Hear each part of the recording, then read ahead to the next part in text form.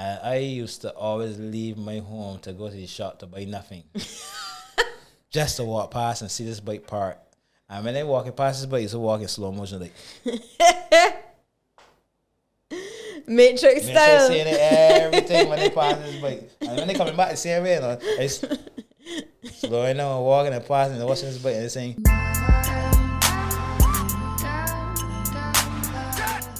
Mr. Reeves, why do you have on my red sunglasses? I think it matches my attire. It must suit me than you. This man love red so bad here. I never ever met somebody that just likes one color so much. Red is passion, love. Ooh, so my lipstick looks nice and Yeah. Speaking of which, be social, Mr. Skinner. You see what happens when you're in a studio with mostly men? I need some women up in the studio, but we're going to sort that for next week. My wife told me to go out and buy her something that makes her look sexy, so I bought a case of beer. Mm-hmm. that doesn't refer to... This is compliment to be social. But you see, then he balanced it out by bringing me a beautiful wine glass so that I would just, not take it too. So what are we doing today? So we can do some... Well, we can do the interview. Made you look like Stevie Wonder.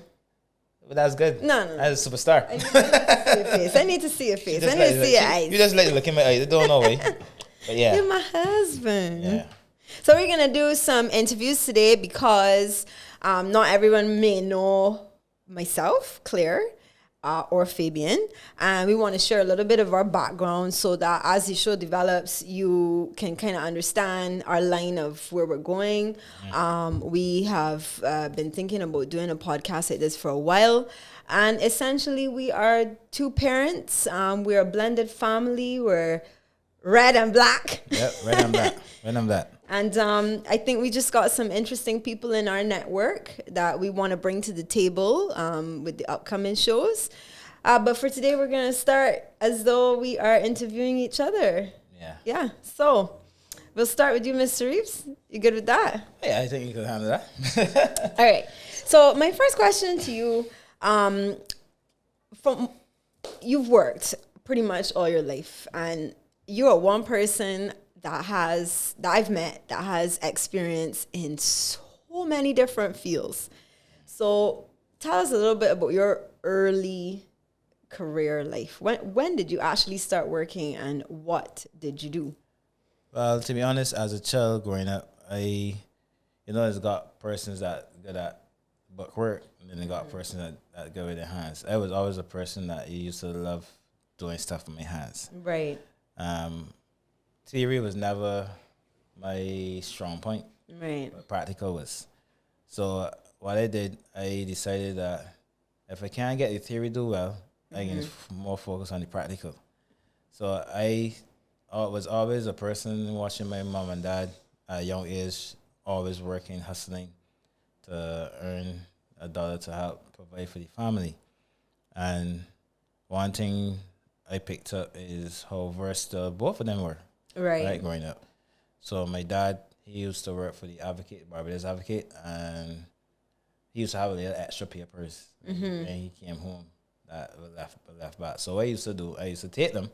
It started off with me just a simple little making a little extra cash, take the papers, go to the top of the gap, and put them up for sale. And that was when I was about 9 years old. Wow, that's really early. Yeah. 9 years old. And what time do you have to get up to deliver those to people? When I used to go with my father, because that's how I started going with my father on the morning. So we used to have to be up by 10 o'clock. And my father would take us to work. And then when 4 or 5 o'clock, we were now finishing work. In the morning? In the morning. So when everybody was sleeping, we were delivering the papers to them in the morning. So when the supermarkets open, they have the papers, they side of the customers, the shops. So did you master the art of throwing the paper and getting it right in the gallery? Right in the gallery. Not knocking on anybody's window, right? Sometimes through a space in the window to get inside and stuff. Oh, maybe we used to get regular at that. Target practice. Real target practice. Yeah, I used to always admire my father using his wrist, flick of the wrist out and over the roof into the people gallery. In movement, the van moving, and we just throwing. Nice, straight nice. in the gallery. So yeah. And you also used to help your mom run a chicken farm, didn't Yeah, you? then we used to work with my mom. She had a chicken farm. Yeah, she started off with a chicken pen in the yard, right? And we had 3 sheeps, right? And I think we had rabbits at that time too as well. How many chickens did you have? We used to have at least about 15 chickens, boilers, and then we used to have about 20 layers. So we used to grow our chickens to eat and to provide us with eggs. With the eggs, right? And then my mom, she got a spot, and my aunt, they came together. 'Cause my aunt used to work at a chicken farm, so she brought the knowledge to my mom, a little more knowledge to add to what my mom already knew, and they started their business together, raising chickens. So then we went from 15 to 1,000 birds. I cannot even. Well, you told me the experience that to catch the chickens, you have to go in the pen, in the dirt. Well, you went out by yourself. We actually, that's another thing. That was another interesting thing. We actually had to, because your eyes adapt to the dark. A lot of people don't realize Fabian, that. I just could not. I could not. The thought of having thousands of chicken around me in the dark does not feel nice. The chickens never used to move. They actually used to be just sleeping. Right. Or, just their new presence, human presence used to be there, but because they don't see well in the night, that's the easiest way to catch them. Right. So how, I would say this, having worked from so young, because this is something that I think now we have a bit of a balance in that because there's child labor issues, so I think parents now question, well, how young is too young to make your kids work? But there definitely must have been a huge advantage to you. Not that you would have realized it then, but now that you're an adult. I didn't realize it as a child. I actually never saw it as child labor or nothing like that, but I just used to see it as, man, I gotta do chores.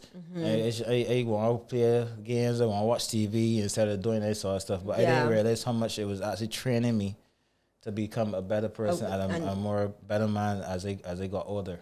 So, with all that experience, what do you think makes a good work ethic? Like, what would you impart to our kids that would that help them understand what it means to have a strong work ethic? I think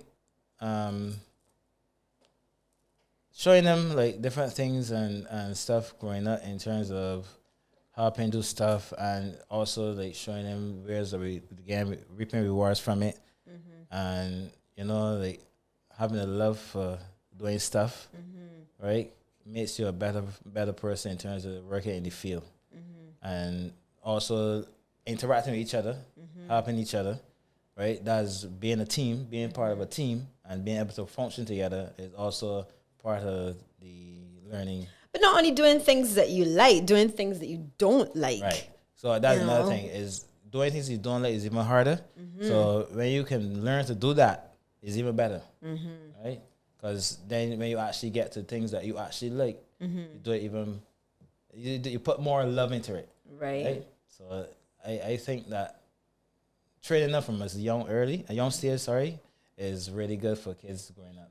And in these days, kids in this technology is just stick on behind the TV. And we have our challenges with that, people. Yeah. I mean, the kids, my son loves, what you say, our 2 sons love the last one and the first one. Yeah. The eldest and the youngest, they love technology, so it's it's getting them out. And I know that we're saying this, we've been saying this for way too long. You see the bikes, they're gonna be washing them, right? For sure. Even those little small stuff like washing the bikes, washing the vehicles, like getting up and out, cleaning the house and stuff. You're giving them a laundry there that they can wash their own clothes, right? Different stuff to get them involved. Okay, so I know everybody wants to know about your experience writing, and we're almost there because there's some really, really interesting parts to Fabian's story. Give us just like a list of the things that you've done work-wise. All right, so if I could give you a list. So a newspaper, you delivered newspapers, you raised chickens. I had my own valet shop, and service bay, right? I had my own freighting service. I had a truck I used to freight and teach. I used to always also teach to drive on truck. I work in the printery for a good few years. Actually, that was my what I went to school to study. I studied from the garrison. I left from the garrison and went to Polytechnic, and then I left from the Polytechnic and I started off at the government printery. But I found that it was really boring. Just printing black and white every day, black or white, black or white, black or white. Oh my gosh, right. So I started to I love to challenge myself. So that was a little too boring. So I left from there. Well, actually, before that, I was working at the Ministry of Education in the Audiovisual Aids Department. Right. That was just a part-time job from when you leave school. There, they give you, they put you onto different jobs to be apprentice to see what you have learned at school and see how you were in an environment where people are involved. And I actually think that I used to grade you for that, but I can't remember. Okay. But yeah, and then I left from there, went to government printery, and I went to graphic impressions. I was there for a good 7 years, and then I left from graphic impressions. And as I say, I always try to improve my skill. So I decided to step up again, and I went to Print Web, which is a company that the nation had opened. Right. And it was there till that business closed down. And in between there, I started my own restaurant. In between? Yeah. Right. Yeah. Wow. Okay. I started my restaurant while I was working at the nation. That was a big achievement for me. And the funny thing is, I got to started cooking to get to that stage. Is another story too as well. We're going to get there too. And then from the nation, I opened another restaurant in Baxter's Road. And then I opened, after those two had closed, I left and I opened a canteen at Point Hill Dairy. And in between there, I started my writing school. All right. So that flows seamlessly into asking you about writing. When did you know that you wanted to be a writer? Did the motorcycle talk to you? This is how that journey started. So I had a older gentleman at the time that used to come in my area 3 times a week, right? Because his family had lived in my area. And he used to ride a Kawasaki Ninja. And at that time, as a youngster growing up, I think I was 13 years old, as a youngster growing up, Ninjas was the all. Every boy. Big Ninja bike. Big Ninja bike. Oh, every little boy used to dream about a big Ninja bike. You understand? So it was black and it was so pretty. Black or black and red? Just black? It was just black. Right? It was all black. There were chrome accessories and stuff. And I used to always leave my home to go to the shop to buy nothing. Just to walk past and see this bike park. And when they walking past this bike, I used to walk in slow motion like Matrix style. Seeing it, everything when they pass this bike. And when they coming back the same way, it's slowing down, walking and passing and watching this bike and they're saying, one of these days, I got to own I guess that'd be how a girl feels when she looks at a Barbie doll, I suppose. Yeah, but that was a treat. Every single time I see this bike and hear it, I used to know when this bike coming. And this double short, right? Double short. Double short. Double short. Double short. He was so short, you call him double short. So short, I had to call it double short. It ain't normal short. Someone saw double short, you just had to pull up by a sidewalk to stop to put down your feet because he couldn't stand on the ground. Yeah, but seeing you on the bike, seeing the teddy bear on this big massive motorcycle, and they say, well, if you could do that, so can you? I could do that. You understand? So that's how it got me into loving just to be a biker, to be right on a big Ninja bike. So that was when you were how old? 13 years old. Wow. And the funny thing is that I said to myself, seeing that bike, that one of these days I will own a bike like that. And funny enough, 7 years after that, that was my first motorcycle. Wow, nice. Yeah, you had your eye on the goal from early. 7 years after that, it wasn't as pretty as when they first saw it. Right. But it was... For you, it was still a praise. Still a praise. That dream come true. Yeah. Yeah, owning that motorcycle. I bet you went and bought all the polish and everything. All the polish. I just pick it down. I customize it. I can envision it. But imagine it was black. I know what color I painted it. Red, people, it's red. And when they brought it back out, my baby was red and black accessories. Yeah. Nice. You must see if you can dig out some pics of that bike. True, yeah. See if you can find that. Yeah. So Okay, so we're gonna get to the part where you have a ride in school. So what I think is an important question to ask you is, what was it like learning how to ride? And I mean, because you're now way advanced. Yeah, I in the early stages of my riding career, I honestly would say that it was an experience where it could have been very dangerous. It was very dangerous at that point because you didn't have the outlets where you could actually go and learn to ride in Barbados. Right.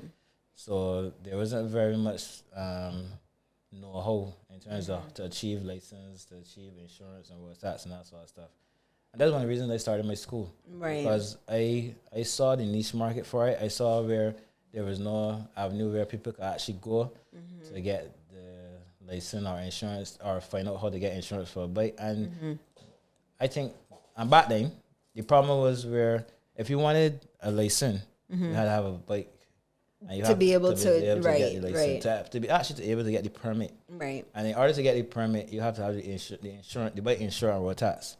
But the problem with that is that you can't get a bike insurance road tax unless you have a license. So it's kind of just really it's silly circle. So in order for me to get past that, me and a friend of mine, McGrath, aka Corey, we used to roll tight together in the beginning stages of our career in terms of bike life. And we had bought a Stigma, right? And we insure it because as a young rider, you could insure their small scooters and Stigmas and stuff. So that's where we got a Stigma insured in both of our names and tax, and then we used that to get our permits. Okay. Right? So that's how we managed to get permits. Then we could step up to the big bike. Right. I got you. So what? Tell us maybe like one of a story, like a memorable story of you learning how to ride. Something that maybe like the average person doesn't know about you. Well, I can tell you this. This ain't a lot of people don't know. They say they know. My first experience on the road itself with the Ninja, right? 600. Oh, it was a 600 Kawasaki Ninja. I used to ride up and down the gap. Oh, and another thing is that my mom didn't know I owned a motorcycle. Fabian, that's not for you youth to hear. Yeah, boy, my mom would not have it. I don't think most moms like to hear those words.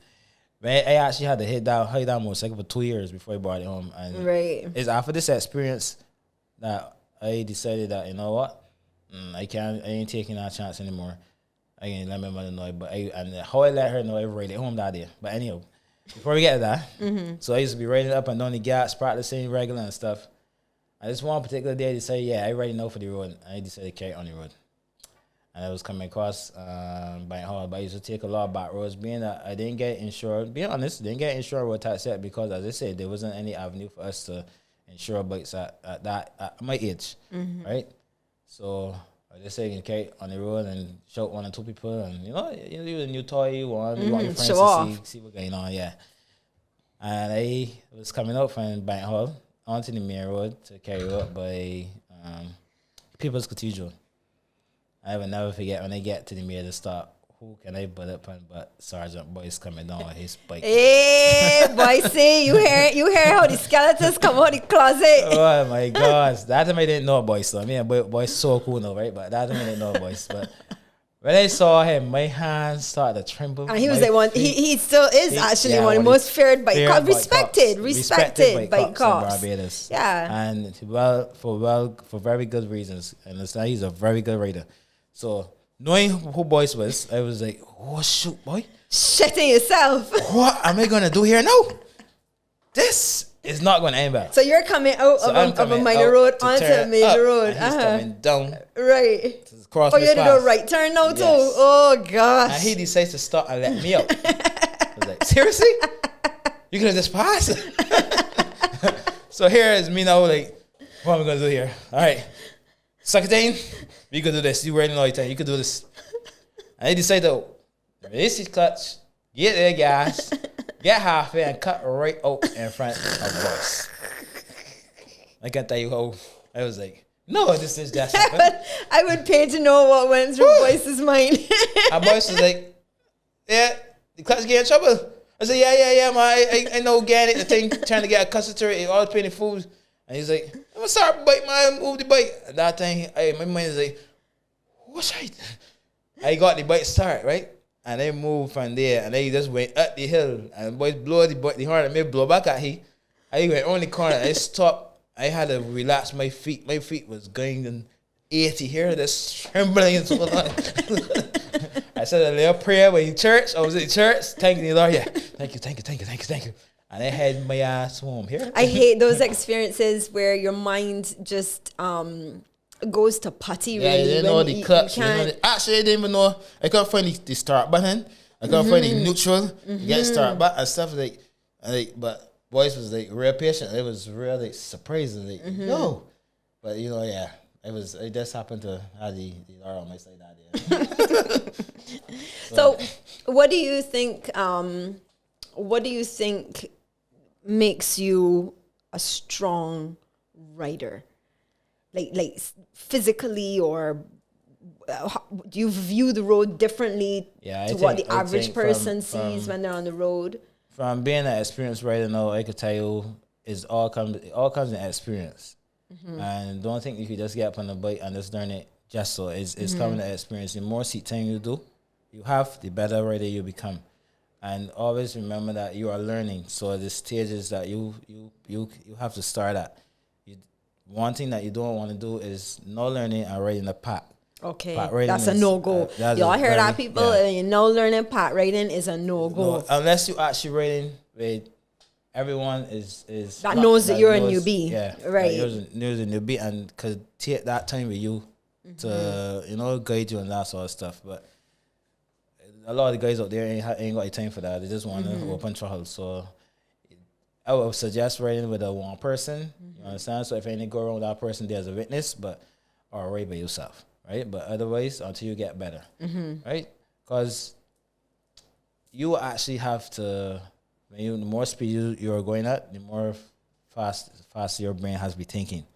So everything, like your mind speed ups to the road, right? You actually got to be looking for everything to go wrong at any given time. Right. You got to be looking at gaps on the main roads, on major roads. You got to always anticipate something may come out of the gap, something may turn to go into a gap if you're running in traffic. You got to tell yourself a dog or a cat may run across the road. You got to be looking for gravel and. Okay, how do you? Because now that I've been a pillion writer with you for the last 4 years, I still am not sure how. I guess it's all time, but training the response time is incredible, and I often wonder if that reaction time also translates into other things that you would do in life.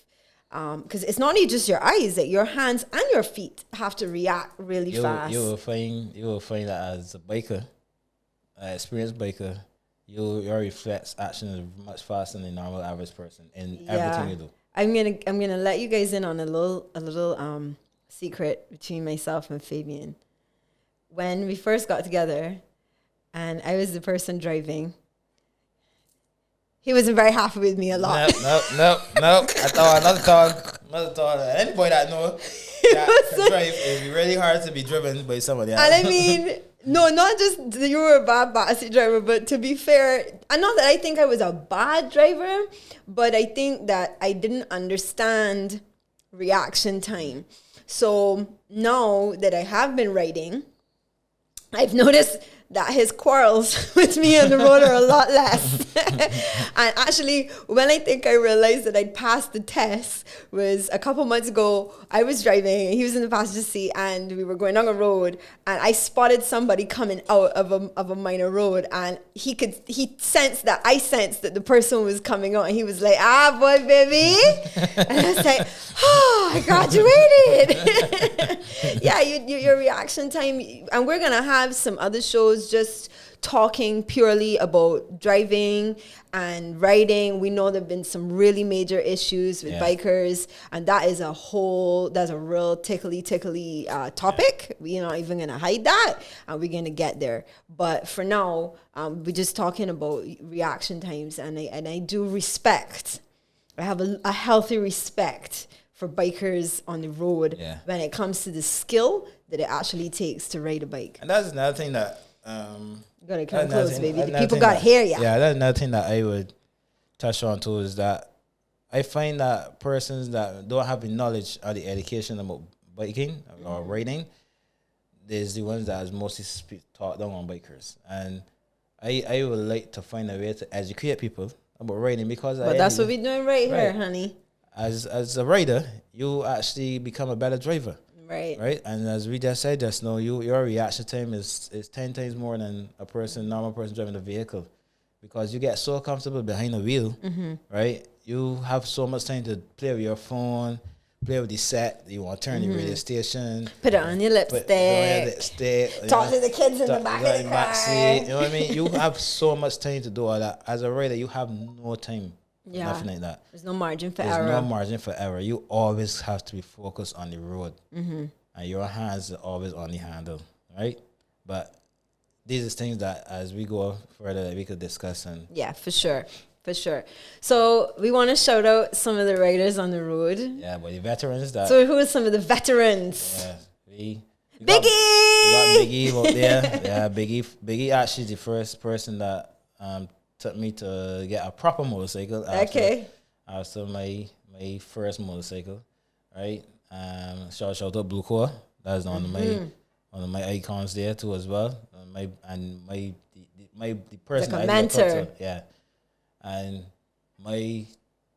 the person that really sticks out for me all the time is Bird, aka Right. Kevin Daniel. That man is a beast on 2 wheels. You know, it's interesting to hear you call Bird's name too, because what's really when people are watching you and Bird on the strip, I don't know if the audience separates the competition from the friendship or who you know, because the Bird on the strip, he ain't looking at you. Nope. Right, he ain't looking He back at you at competing. all. Just competing. When you get to the end, Yeah. But as soon as the race is actually finished and Bird comes back to the starting line, it's like, yeah, how that went? Will you do? How did it go? Well, you could have changed, and it's a camaraderie that's quite interesting to watch. Yeah, I could tell you that Bird is a person that he loves to share info. He loves to see you do well. You Yeah. understand? And he as he said to me at the end of the day, he's coming to that age where he will not be in it for the rest of his life. And he Right. just want to make sure that somebody else. He's put Barbados on the map Yes, too when he it has. comes to He drives trips in motorcycles. the States and the Caribbean, set records in Grenada, St. Lucia, and St. Vincent, and here in Barbados. So yeah, he has. He gave me a little piece of advice that, funny enough, too, I told a student this morning. So when I was going through my own jitters with learning how to ride, and I don't remember how the conversation came up, but he was like, "Stop telling yourself you're gonna fall." He said, "When you get out on the road, tell yourself, I's a rider. I'm riding. Don't think about the fall anymore. You think about the fall, you will fall." And that's just, I guess that's applicable to life, really. it's true. You know, if you think about the obstacles, this is what bikers think about the space. They don't think about what they're gonna hit. Right.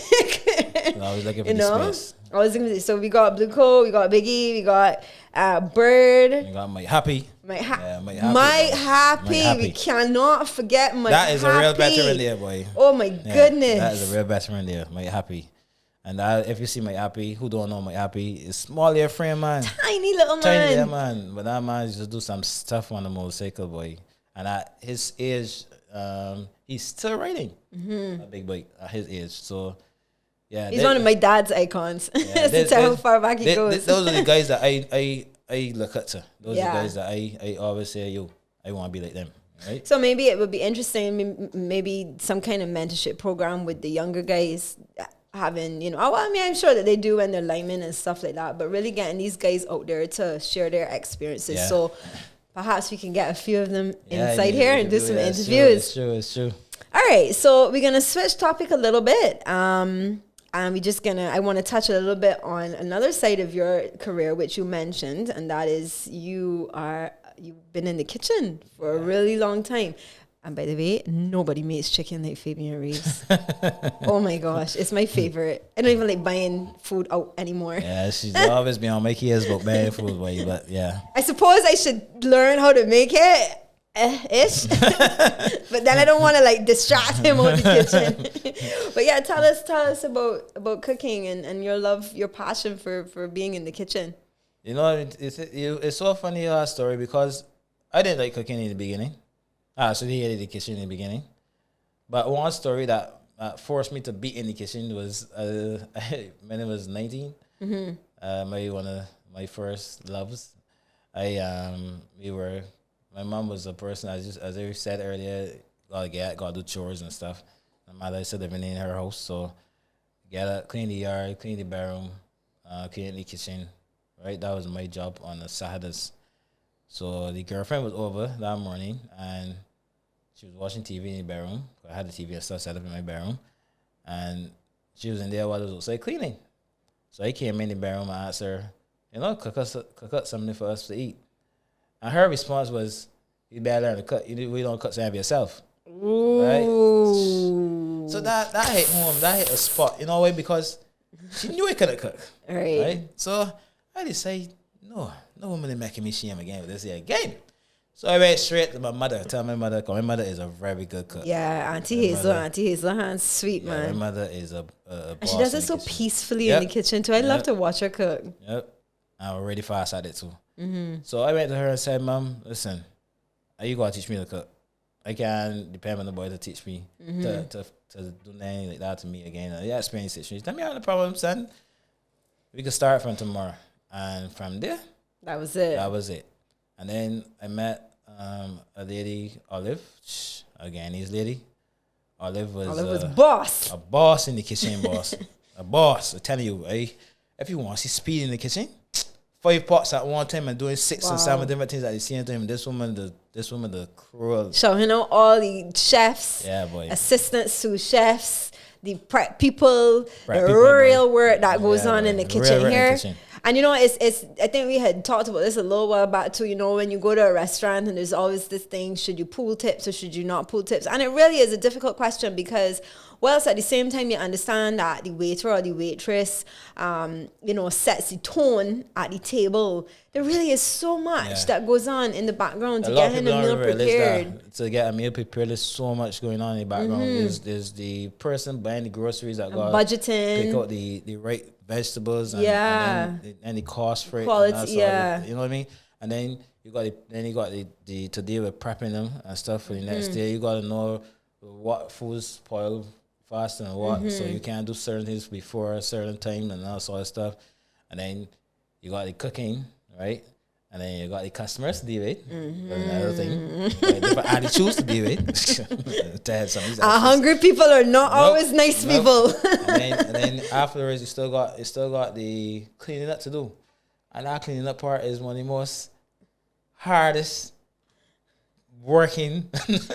Now that's where yours truly comes in. That's the part a lot of chefs cuts don't like.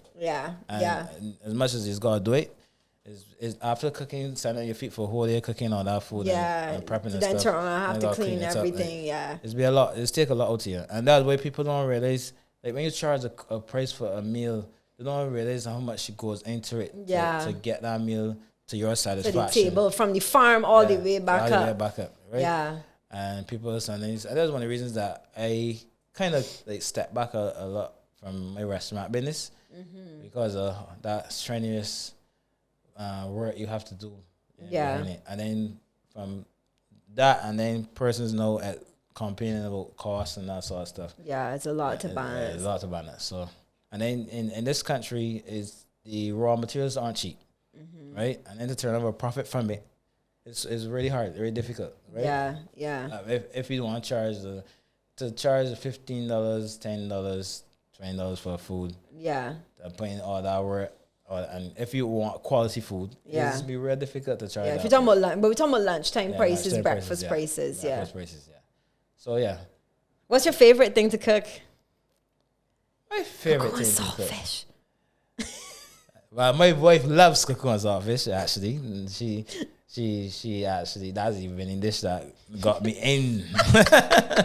Got me in, yeah. I used to bring her lunch. The only person I used to eat that from was my grandmother, boy. So when he came and told me that he could cook, I was like, what? Yeah, that was, Score. yeah, that was. And the funny thing is how I learned to cook that, it was a mistake. Or I can't call it a mistake. It was something that Not something planned. Because the girl that used to work for me at that time when I had a restaurant, she used to do that dish because I was never good at stirring the cuckoo. And one day she couldn't come into work and it was cuckoo there. So I had to actually call my mother and then she walked me through it on the phone. Oh, on the phone. On the phone. Okay. Yeah. So I learned to cook cuckoo on the phone. I cannot even imagine. I ain't gonna tell you. And Did you got all the lumps? Actually, it had a few lumps in it. Right. I ain't gonna lie. It had a few lumps in it, but I actually scooped out. And my grandmother see lumps, you know, your whole pot was going to garbage. Yeah, had a thing. So then I met another young lady that came working for me, and all I knew how to do the cuckoo. That day I just allowed her to do it because she said she could do it, get it done, and she showed me an easier way of doing cuckoo. Which is? I wanted to love that secret, but yeah. Don't worry, people, they may get it for you. She showed me an easier way of stirring cuckoo, and from then, cuckoo, I never, even then I learned it from my mom. I still didn't like it because I was stirring and what you had to do. So it's not your favorite dish to cook. It's not my favorite so what dish. is your favorite dish to cook? So my favorite dish, I actually like doing local foods. Okay. So like, I could cook anything, but like the breadfruit. I like dealing with breadfruit. Different garnishes for it. Right. So that became my signature dish, breadfruit bowls. Where you could get the pickle, salt. Fish. On that note, we can do a little marketing. I don't even know if it's marketing.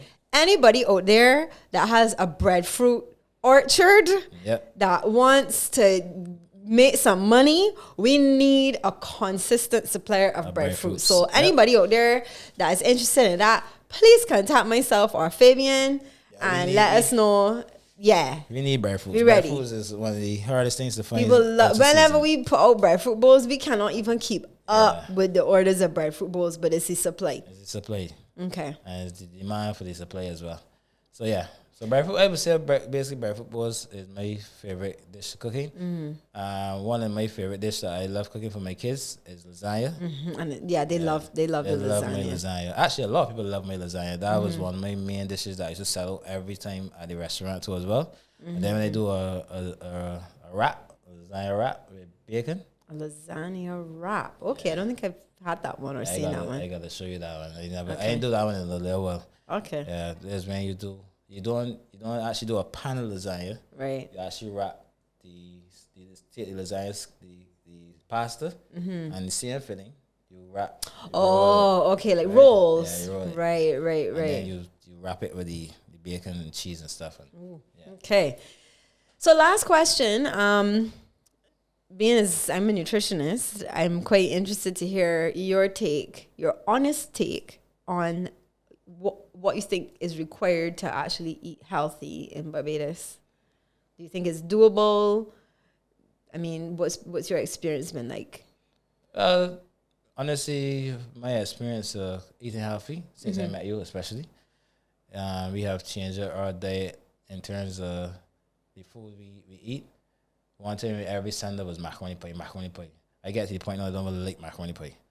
Honestly, I got so tired of it that I decided that I don't want to see it. I would take a little piece, yeah. Right? But when I used to hold 2 and 3 blocks, right. That changed a lot. And even my kids started to get tired of it too. Yeah. So from being with you and stuff, what we started to achieve where we implemented like vegetables and different healthy stuff in every meal that we cook.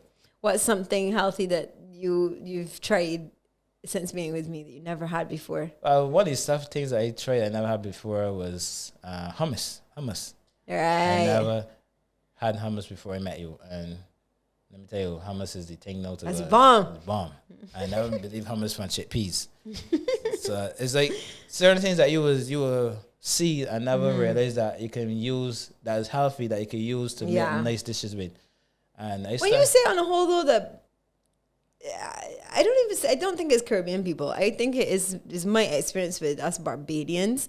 We tend to be quite apprehensive about food that we don't know. Yeah. And I don't know if that's because like the other islands have a different mix of the Spanish and the French that make the Creole and stuff. It's true, and we have English. Yeah, because we here in Barbados, if you really look at it, Bajans don't like trying new foods. They don't like chafet. Yeah, they would stick to what we know. You understand? And I find the quickest thing, Barbadians feel it's like you're gonna poison them. Yep. What's that? Yeah. You know, if you put certain, like if you know rice is made with that particular type of pea, like if you change it to a different pea, what's that in there? Or you know, we stick to macaroni salad because that's what we know as a salad. But then you know. Like the other day, I made something that had in broccoli, and someone saw and they were like, "You put raw broccoli in a salad?" Yeah, you do. You know, so that's something that I find very peculiar to Bajans. Yeah. One of the other day, I do. We try to trick each other. Even you, when I do your egg, yeah. If I put anything in your egg, you still don't like anything in your egg.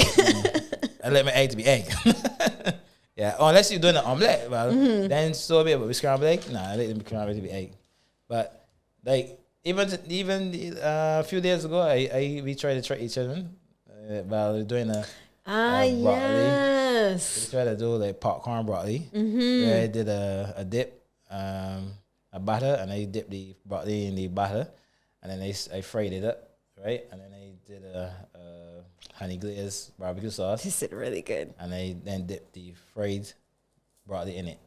We tricked two, and two wasn't about that. You can't get anything past them, boy. Yeah, so Fabian one point in his mouth, but Manassi has said it tastes like chicken.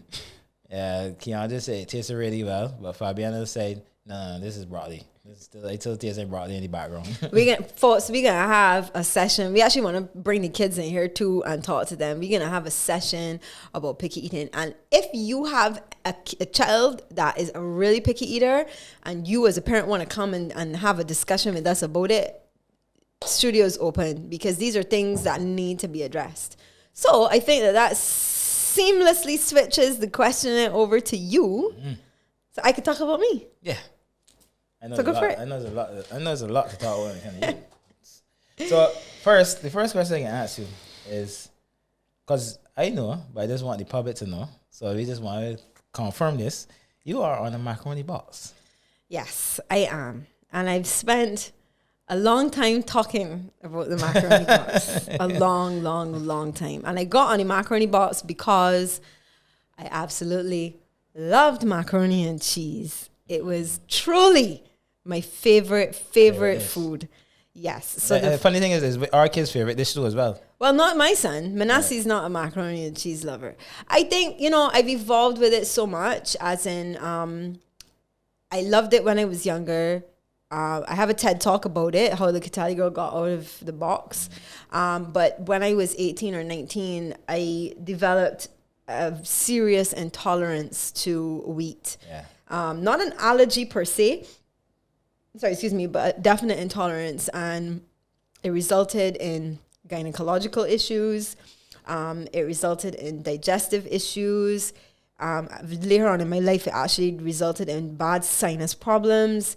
And a lot of things that a doctor cannot necessarily ascribe to a food, but I know there's nobody that can tell me that it isn't that. I know it's that. And it always reminds me of my daughter too, Fabi. When she being a baby, I can remember having care of the different dermatologists and stuff. Yeah, for food, and it made food related. Yeah. And then we realized it was the wheat that was causing her reaction. Yeah. To her skin and stuff. So it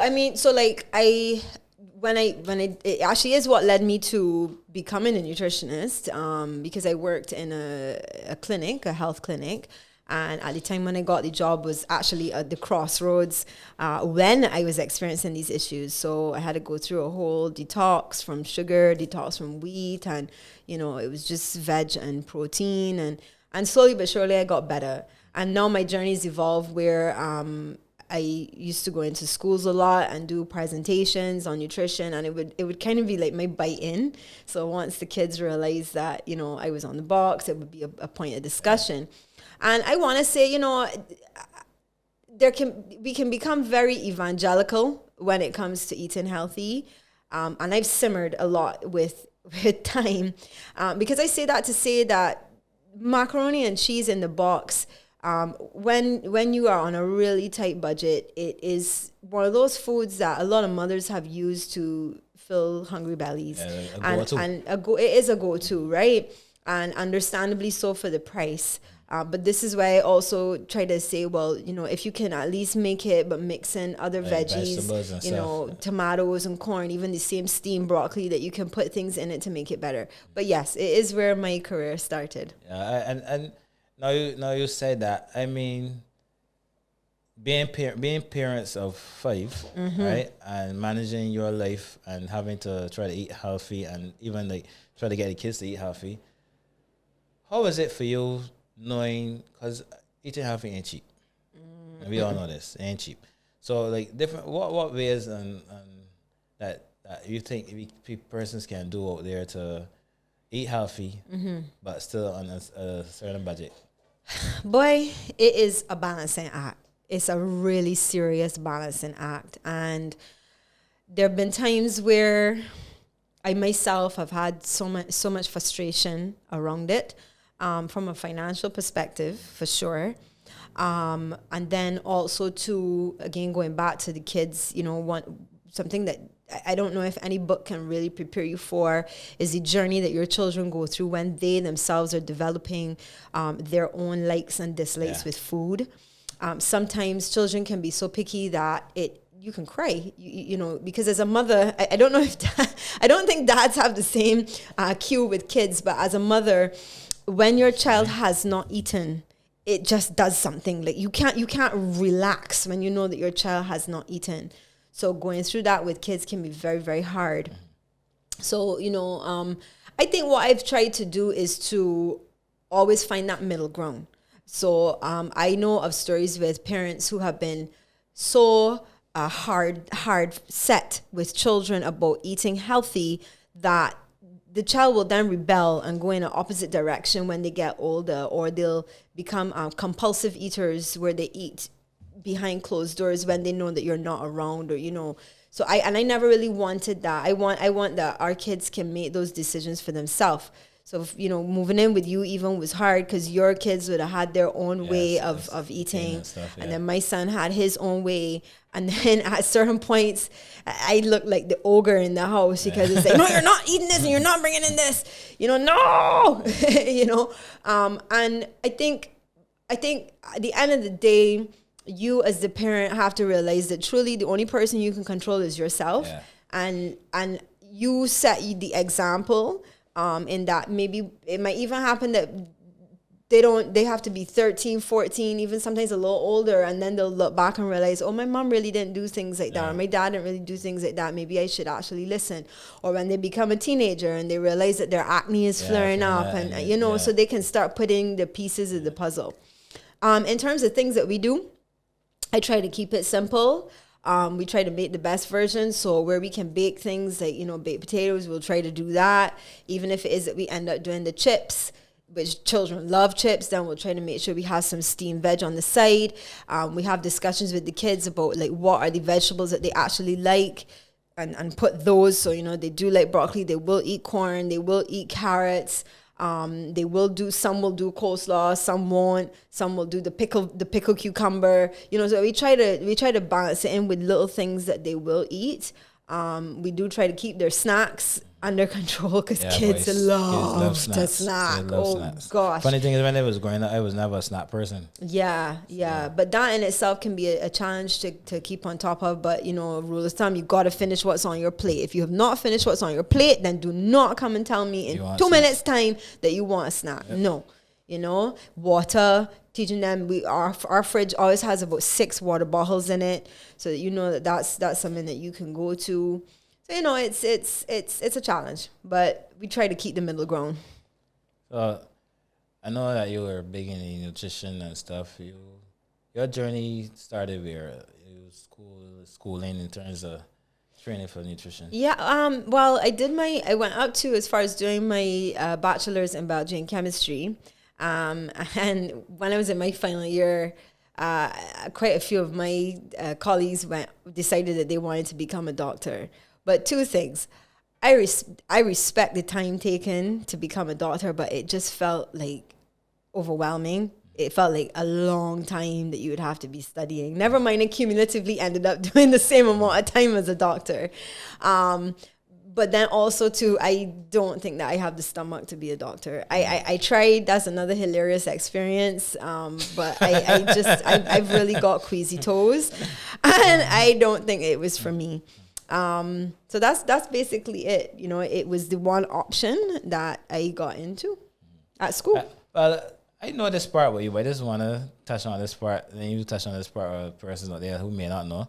Because as well as in nutrition and dealing with food, you also challenge yourself to be a fitness Yeah, person. I did. That started after I had my son. I always used to exercise before, but not hardcore really. I used to run a lot. I love to run, and I love to swim, and I love to cycle. But I challenged myself because when I became a mom, my body totally changed. And again, this is something that you might read in a book, but until you physically experience it, when you start breastfeeding, I lost a shitload of muscle. And then it impacted my back, because I used to carry my son. I was not much for a pram person. So I used to carry my son either on my front or my back. And my back gave out on me one day, and I had to take a serious look in the mirror and realize, Claire, you just don't have any muscle. And that was where it started. And then, you know, being as I was trying to fuse with the nutrition, I realized that when we talk about putting public messages about nutrition, a lot of times with no intentional disrespect to dads, we have a high percentage of homes that are spearheaded by moms, by women. And I realized that if I was going to be out there talking, I had to be able to walk the walk, right? Experience firsthand. I had to be able to experience it firsthand. So, you know, it just became something. I started looking at YouTube videos with other moms out there. Usually it was in the US, and what did they do? And then I linked with a girlfriend of mine, Jamie, and her son actually has the same birthday as my son, but a year apart. And we decided to do Insanity together. And it was just from there that I grew and grew and grew and grew. And I ended up doing 2 fitness shows. Both of them were the Darcy Beckles shows in 2015 and 2016. And they were life-changing. They were really life-changing. A little bit for not so good, but majority for good. And I really had an amazing opportunity to meet some of the best people in the fitness world. I got trained by one of the top... I mean, I didn't even see all this coming, to be honest. I got trained by one of the best trainers in Barbados, Phil Toppin. I mean, Phil trained some of the biggest bodybuilders Barbados ever had. I got to meet Stevenson Bell. I got to meet Shakira Duglin. I got to meet Lana. I mean, all these people that take part in the competitions, and understanding that these are just normal people, but their discipline, the discipline is unreal. Yeah. And I think the biggest thing that I got out of it is that you can't have strong thoughts in a weak body. It's not just the physical. And where exercise now for me is, it's not even about, you know, you got all the IG models out there and they're doing amazing work at motivating people in terms of how they look, and people look at them and they think, I want to look like that. But for me, exercise is mental, man. Exercise is that one thing that when I'm low and I'm sad and I'm feeling like I can't control things going on, exercise just always brings me right back down to a nicer space. Let me right in your bike from the country. Yeah. Correct. But I from hearing you and all your experience and your journey when you became the person that you are in terms of doing your fitness competition and stuff, you actually have a lot of knowledge in that field. In the fitness side. Yeah. So I from seeing you operate and stuff, I see you as a person that could actually pass on that information to persons that may need to get into this, do the same journey, you know what I'm saying, in terms of keeping the body fit, keeping themselves healthy and stuff. And I could tell you this from first-hand experience, my experience, and being around you for a while. I lost 15 pounds since I met you from your changing my diet plan and that sort of stuff. And in the time frame that it happened, just eating. I mean, it was just amazing. You know, you're hitting on something there that was probably one of the biggest stumbling blocks, and I'm going to put it on the table, right? What is the challenging part about being a nutrition coach is that when people go to a gym, as much as research says that 70 to 80% of your results in the gym come from what you eat, a lot of the times, because people are on a budget, they quicker rationalize spending the money for a personal trainer because they're seeing the personal trainer there with them every time they come into the gym. But most of your results come from what you do outside of the gym. And a lot of people, you know, you have the internet out there and you can go and buy $5 nutrition plans. And I'm not saying that those plans are not good, but the issue with that is that there's like 10 different factors that impact people's decisions with food. It's budget, it's whether they like to cook, it's whether they have a really busy job, it's, you know, it's where they live, accessibility, it's all different sorts of things that a meal plan that you purchase is not going to be able to pull out each of those things. And sometimes people come to me and they're like, I don't even know where to start to get this thing done. So it has been a real challenge to sell that service. When you go and do presentations, I've ended up doing a lot of presentations for free. You know, when it comes to kids, I don't mind, but I still got to eat too. I still got to make a living. And it's really tough to sell. You know, people just say, oh, I eat. You know, it should be something that everybody should know. And they don't come out and say to you, I don't want to pay you for your service. But that's another thing is in terms of educating persons about eating healthy wise, body wise, like the results and stuff. Like education is needed. Yeah. A lot of persons don't know where to get that education from again. Which is why I'm hoping that part of this platform is to be able to bring that to the table. Because yes, I can do one-to-one consultations, but 9 times out of 10, it's not an individual, it's a family that you're trying to get to eat healthy. Yeah. So everybody needs to be on board. Everybody needs to have an open forum to discuss what their individual challenges are to be able to do it together. Yeah. You know, so that I think that is the biggest challenge. Okay. So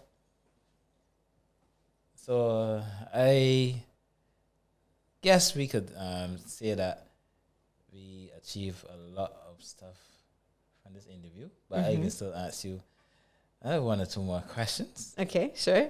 So my question to you is, having all this information and stuff, you feel that you would open or start a business where you can get everybody? You said you got the fitness trainers, personal trainers, you got the nutritionist, you got nutrition coach, right? Like everybody that is needed to make that person feel comfortable that they have a whole package. Because that's something that's been missing a lot, you know, where you can go to the gym and you can get somebody, a person to train you, and then they're going to send you to somebody else that they can get you. I think that the gyms nowadays have been doing a pretty good job at offering that service. There are gyms that are putting it together. But I mean like a one-on-one, not just like a gym, like a one-on-one. In a one-to-one? Yeah. I could give it some food for thought. My biggest goal really is to do it through media.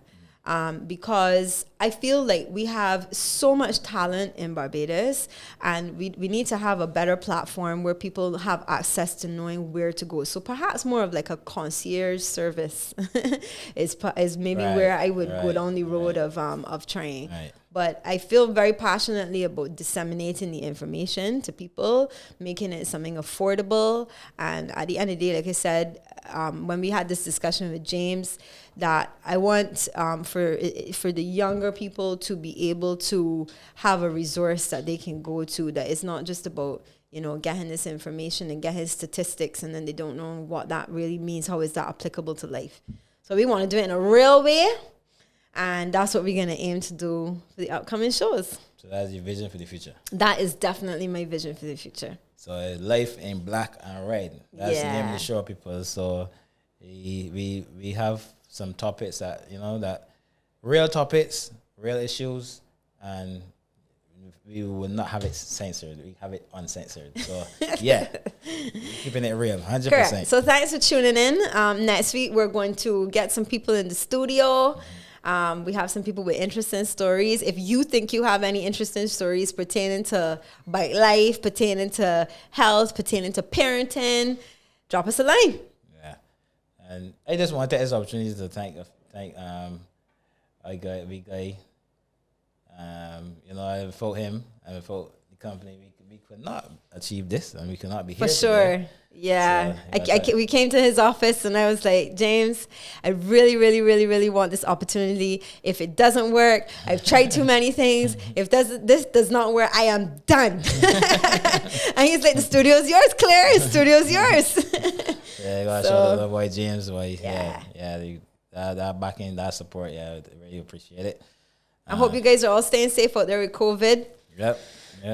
Hopefully next year, this time, it will be a different topic. Yeah, that's another topic too again. Yeah, So, I'm over it. Yep. I know, people. Next week. We out. Peace and love.